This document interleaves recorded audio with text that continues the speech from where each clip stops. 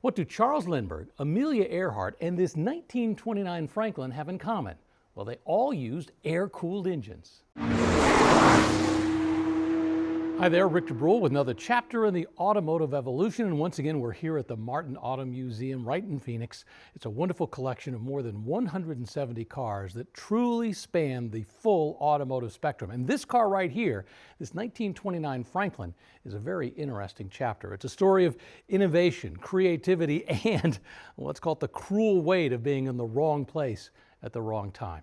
But first, make sure you like and subscribe down below, and in the comments, well, let me know what I got right, and of course, what I got wrong. Once again, there's always something I get wrong as I do all my research. And of course, do you have any stories about a Franklin? Have you ever ridden in one of these? Have you ever driven one of these classic Franklins? All right, let's get back to this car right here. Now, I did not mention Charles Lindbergh and Amelia Earhart casually. That's because not only did they fly airplanes that had air-cooled engines, they also owned and promoted Franklin automobiles.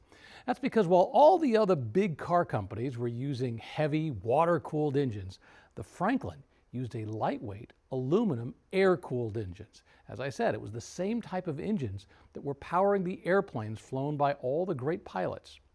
Franklin's engineers thought, well, why do we need those big radiators, the hoses, the water pumps? They were just unnecessary complications.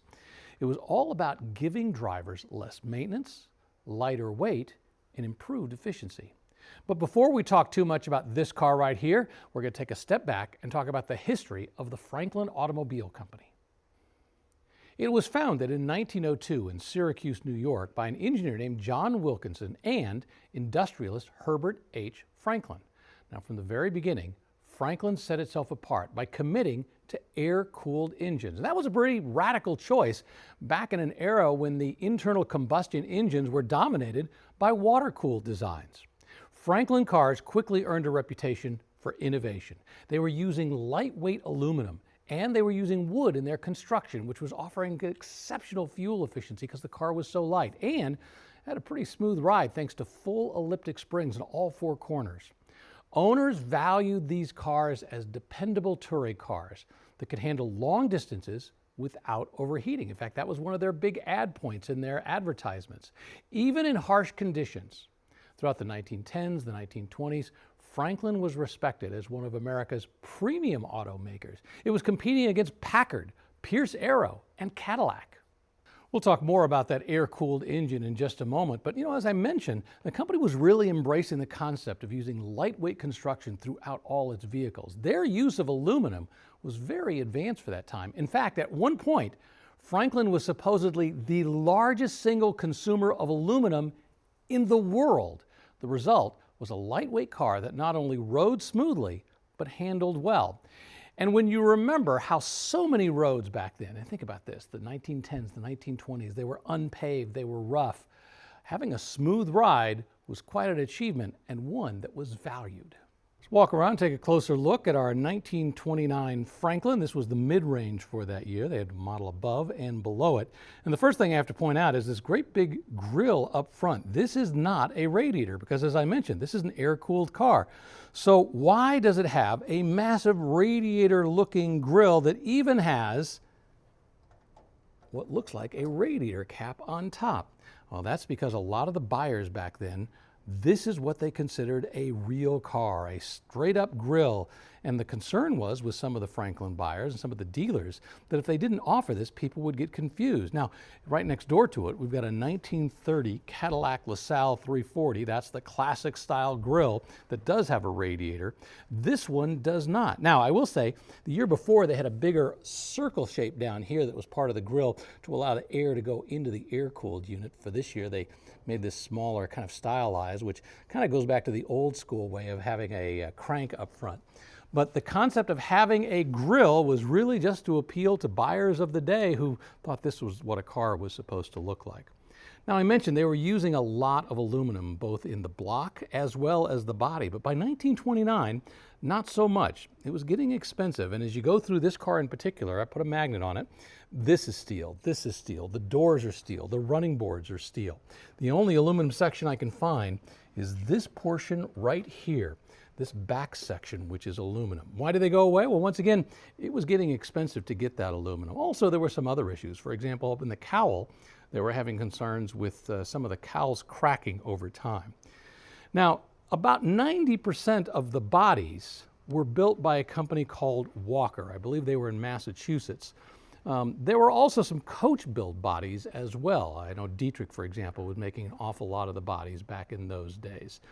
Walker would go out of business just a few years later, and then Franklin would have to bring all of that in-house. By the way, as we look right here, we only see a single place to unlock the car, which is pretty common back in those days. There is no lock on the driver's side, just a lock right there.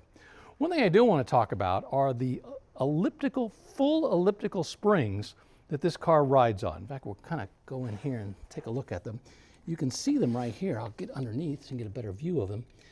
When I talk about full elliptical, most cars have semi-elliptical, where it's got a mounting point here, it's got the leaf springs that go underneath, and they're semi-rounded, and that's all they have. This has both the ones on the bottom as well as these on the top, which actually gives it more spring ability. It's also got this lever shock absorber up here, which gives you the ability to control the ride.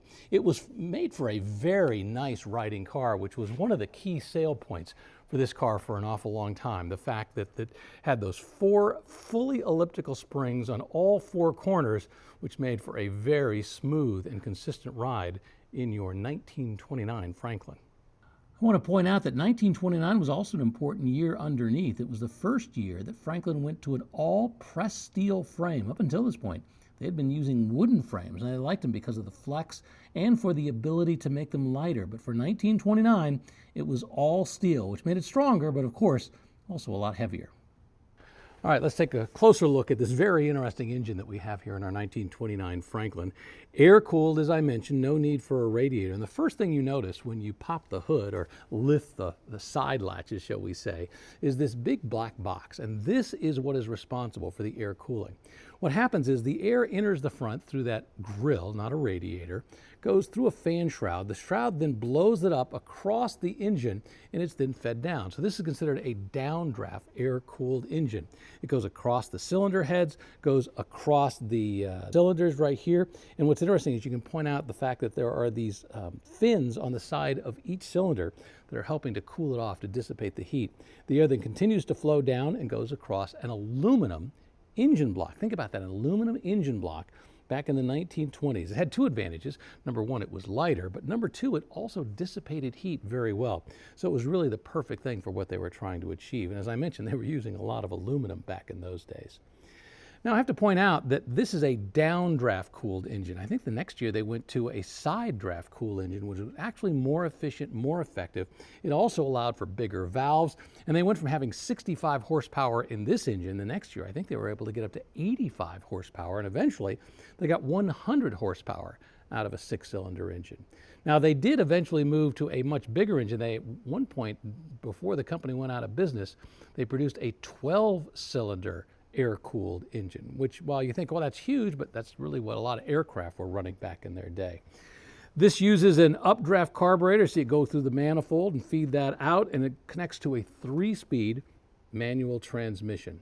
But like I say, when you first look at this, you're looking and going, well, what is that big thing? It's not an air cleaner. No, this is for making sure that all that air gets fed across the cylinders, across those fins, and then down onto that aluminum block to keep everything cool. Take a look inside our 1929 Franklin Model 135. The first thing I have to point out is not easy to get in. There's not a lot of room between the front seat and the front of the door, but once you're inside, it is very comfortable. You know, there were actually 3 different models of Franklin that you could get in 1929. The base model was a 130. I think it started off at around $2,200 or so. Graduated to the 135, various body styles. I think there was a convertible, and there was this big one right here. Those were around, I think this one would cost about $2,600. And then ultimately there was the 137 that you could graduate to, and that one I think that you could peak out with a limousine version at about $2,900. Obviously a lot more expensive than a Model T, but you were also getting an awful lot more than the Model T in terms of comfort, in terms of the ability of the car to drive. And in fact, a lot of the people who bought these cars back then were very, very fond of these. In fact, they were repeat customers on a regular basis. One of the things these cars were known for was their ability to cruise at a higher speed for a longer period of time. Now, unfortunately, we didn't have freeways back then, but when you did have a road that allowed you to cruise at a decent speed, this was the car you wanted. It didn't overheat going up a hill. It had the ability to maintain a speed for a long period of time without breaking down. One of the things that they had in that engine were actually wide bearings because the cylinders were so far apart, reduced the stress on each bearing. So the engine could go for long periods of time without stressing it. When you look inside, the first thing you see on this big steering wheel with the 4 spokes is what looks like a turn signal. And you're thinking, it's a little early for that, isn't it? Well, that's because this isn't a turn signal. This is a throttle control that you would have on the steering wheel. It's kind of a throwback to the previous era when throttle controls were always mounted up here. Now, it also had a pedal-mounted throttle control as well. On the dashboard, you see we've got a barrel-style speedometer. We're missing our clock right here. This would have controlled the lights. I think this was the choke, and that was probably the spark control, and then various gauges over there. Not a lot of room in the front seat, but enough for 2 people to sit side by side. You could probably squeeze a third in if you had to. But it was in the back, really, where you were paying for the really nice stuff because it was very comfortable and the seat back there was very, very wide. Remember, the body kind of spread out as it went back. So somebody was paying a little extra, they got to ride in the back, they really liked that. But as I mentioned, the people who bought Franklins, well, they were very loyal to the brand for multiple reasons.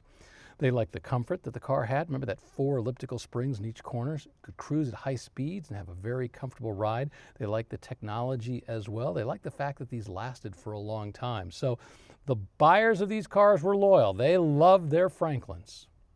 Now, at the beginning of this video, I talked about the fact that the company was innovative, that they were creative, but they also faced the cruel weight of being in the wrong place at the wrong time. And I'm sure you've guessed it, the wrong time was 1929. Stock market crashes. We enter the Great Depression. And being a luxury car maker during that era was very difficult. Now, 1929 was a great year for Franklin. They sold more cars than they'd ever sold. They were going gangbusters, once again, right up to the moment when the 1930s hit. And at that point, building a luxury car that was trying to compete against Packard, Pierce Arrow, Cadillac, and quite frankly, wasn't necessarily as stylish as those cars. With all these unique aspects, the air-cooled engine, it really was not a recipe for survival. And by 1934, the Franklin Automobile Company had to face reality. Closed its doors, and Franklins were built no more. But for a time, this was definitely the most unique automobile on the road. It may have looked standard with that fake radiator up front, but this air-cooled marvel was a beauty to drive on the road.